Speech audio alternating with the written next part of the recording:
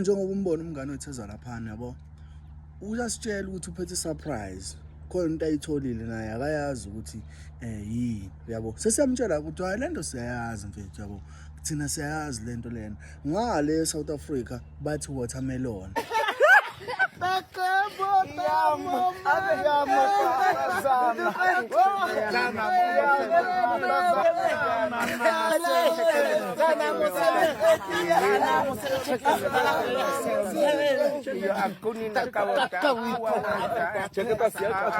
thina siyiphethe emsawudeni bayayidla but ngoba thina sinama resources okuyivula asithathe nalitsha yabo asivele sithathe itshe mfethu siyivule lento ukuze sikwazi ukuthi siyidle lento le kahle kahle phakathi imnandi yabo imnandi lento mangabe uvula phakathi ukwapuna lokho okubomvu ukudla yabo ukuthi kufanele uyithole isa right yabo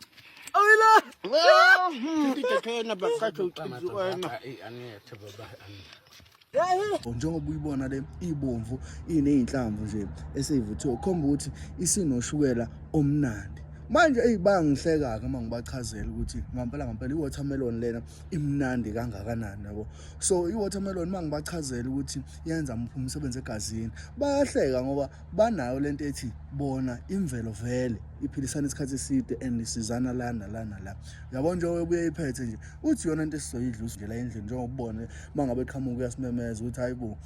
kunento ayiphethe yabo ayithole ihlahleni Sagame! Hagonga!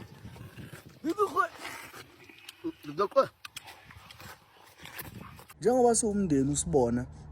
uyena obephumile ekseni kwasho ukuthi vele besilele sikhathele izolo yabo nenyamazane besizibambile izolo sidlile nje sadla nezinto zangaphakathi kuyenzeka ke la ubamba inkomo yabo kuthi ubamba inkomo ayinamnikazi lana kakhulukazi ezikuthiwa amabhafali inyathu yabo ayinamnikazi so uma ngabe uyibambile uyakwazi ukuthi uyithathe nibuye nihlinze nidle kahle kahle hayi ngoba nakho udla besingenakho ngempela ukuthi besisijabulela ukuthi sesizoshintsha kahle inkomo besanayo yabo ukuthi ke besilokhu sidla ngamancozu uyazi into masuyijwayele ukuthi awubusakujabulela kahle ukuthi lokho udlana nayo yabo so yena mangabe sefika newatermelon kanje usefika nento mfethu sesizoke sithi ukushintsha umoya yabo sithi ukushintsha nje amanzi kancane egazini yabo sizushukela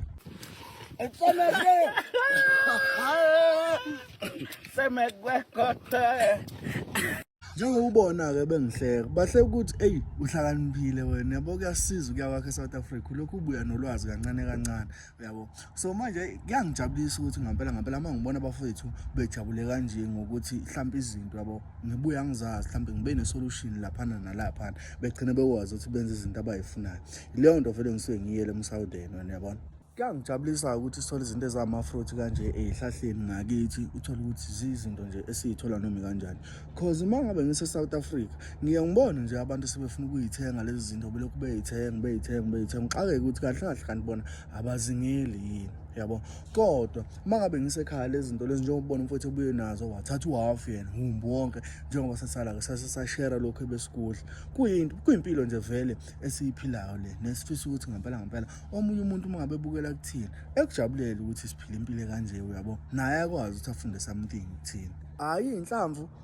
asiyilahle thina asinandaba nalento ama-seeds asinandaba nama-seeds thina ama-seeds iwona right ukuthi akwazi ukuthi adrain udodo osuke ngaphakathi esiswini kusala izinto ezi-right yabo uma ngabe udle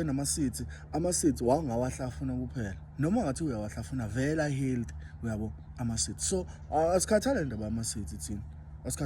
ama-seeds ukuthi mhlawumbe uyithandile ividiyo yethu yabo press ufollow lapha noma upress ulike noma upress subscribe depend ukuthi uyibona kuphi ukuze njalo uma ngabe siphinde sifaka namanye amavidiyo ngichazela ngempilo esiyiphilayo ukwazi uku-understand ukuthi kahle iyiphi into eyenzakalayo uma ngabe singale uyabona.